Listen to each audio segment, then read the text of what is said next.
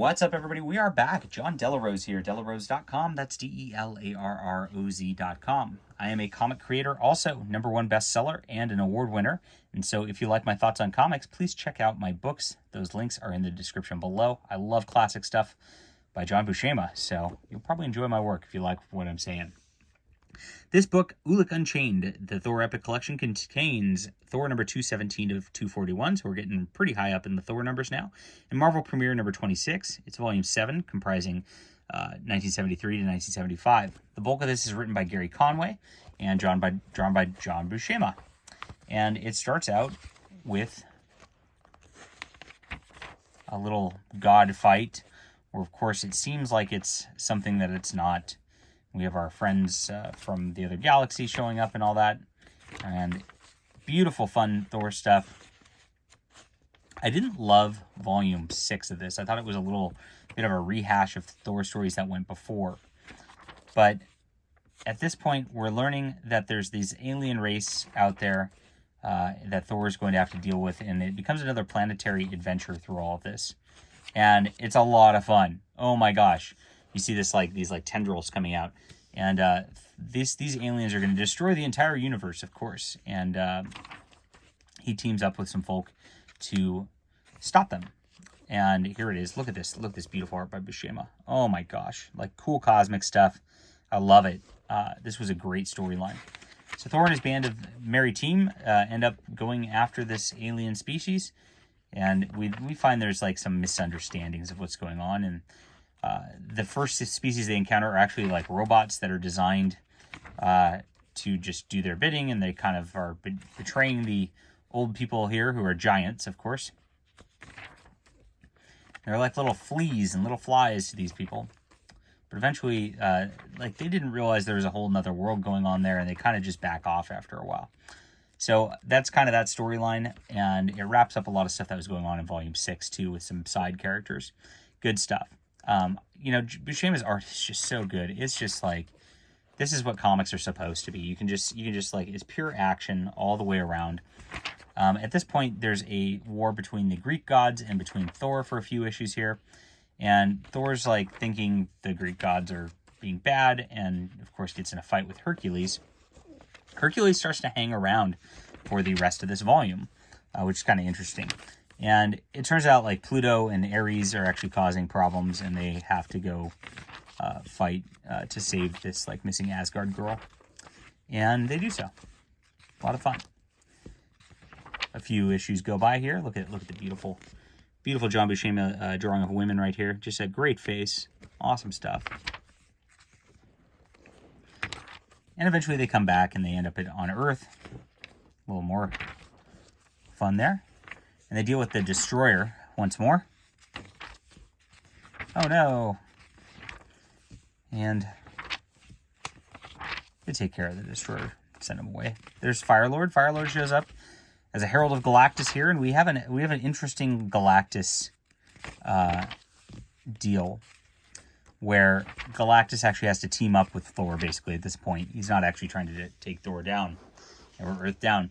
Thor ends up being Don Blake again, which has been a while since he's done so. There's Galactus back. Ego, the planet, has gone crazy, and Galactus and Thor have to kind of help take care of that. So a lot of cosmic cool stuff, which I love reading about, before it gets back into the typical Asgardian books. Project World Core, yes. Really cool stuff through here. Look at this. Oof, beautiful double page spread. I just love this was so much fun to read all the way through. Lots of different stories here. We got the Knight of Doom. As he goes back to Earth, he's actually gets a little bit more into the Don Blake story here, and kind of returns. They find there's all these people who are killing themselves, and there's a evil fear bad guy who's dealing with that, and Hercules has to really deal with a bunch of that too. Trying to go through this as quickly as I can. There's so many stories. They're back in the day, each issue really had a lot of story packed into it. It's a shame that comics aren't so much like that anymore. Another beautiful spread by Buscema. Wow. Highly recommend this. This might be my favorite Thor volume outside of, I think, 3, 4, and 5, which was kind of the end of the Kirby run. And those were solid. But this might be my favorite other than that. It's up there. This is really cool. And I had no idea this stuff existed. I mean, this is not stuff that really gets talked about too much. But from that, Jane Foster eventually shows back up, and Sif basically gives her life and gives her essence to Foster through there. There's a subplot that's going on that Odin goes missing throughout all of this too, and Odin becomes this like farmer in California, and he like gave himself a spell of not remembering as Thor fights these battles along with there's Absorbing Man comes back, Hercules. And that's a pretty interesting story too. He has powers and he doesn't realize it, and so he's kind of rediscovering who he is. And this ends up with this battle with Egyptian gods at the end of the series, where these Egyptian gods end up like kidnapping Odin and making him their like main god. And then they do so because they've got a whole issue they want to fight amongst themselves, amongst their pantheon, and kind of have Thor fight it for him. I skipped over the whole Ulik Unchained, actually, which is the whole title of this. But trolls in the middle of the earth, basically Ulik wants Thor to fight a battle for him so he can become king of the trolls, and Thor does so, and then ends up fighting and beating Ulik himself. But trying to go through this quickly, it's about the same. You can see, actually here, Conway stops writing it. You can see that Roy Thomas takes over. And you can tell that because look at the dialogue. Holy shnikes. There's one more issue after this that's not him. But holy crap does Roy Thomas over-dialogue things compared to other writers. I mean, I really struggle with reading books by him very much comparatively to others. I know a lot of people like his writing, but it's not been for me so far. And Sal Buscema actually did the art on this. And then the next issue. John Buscema's back for the next issue. It was a fill-in for that. Bill Mantlo then takes over on writing duties, but John Buscema's back on art, and I like Bill Mantlo's stuff. You get some weird, funky cosmic stuff like you do with Thor. You see these skeletons in space, and there's a ship in space they have to fight on. He kind of did that in his Thor run also. It's kind of neat. But it was cool, and that's the Egyptian thing. They eventually figured it out, get back to Asgard. They learn things, so it seems. And that's it. Then you get this giant-sized Thor thing, which is just reprint of things. And you get this Marvel premiere. And this is just a Hercules story. And this just basically takes place right after the Thor stuff here.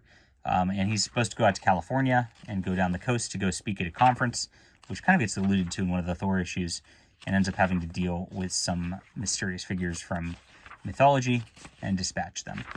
So this is a fun one. A quick read at the end as like a nice little palate cleanser, I guess. This is great. I call this 9.5 out of 10. This is fantastic comics. You don't really have to get other Thor's books to understand this one so much. I think this is a good starting point necessarily if you want to get into Thor. And it, like I said, it's my third favorite epic collection of Thor I've read so far. I actually liked this better than Walt Simonson's stuff later on, which is not an epic collection, but it is hailed as one of the better Thor runs out there. So, huge, awesome stuff. High recommend and absolutely love it. Can't wait for the next volume. All right, hit that like and subscribe button. Let me know what you think about this, and we'll be back soon.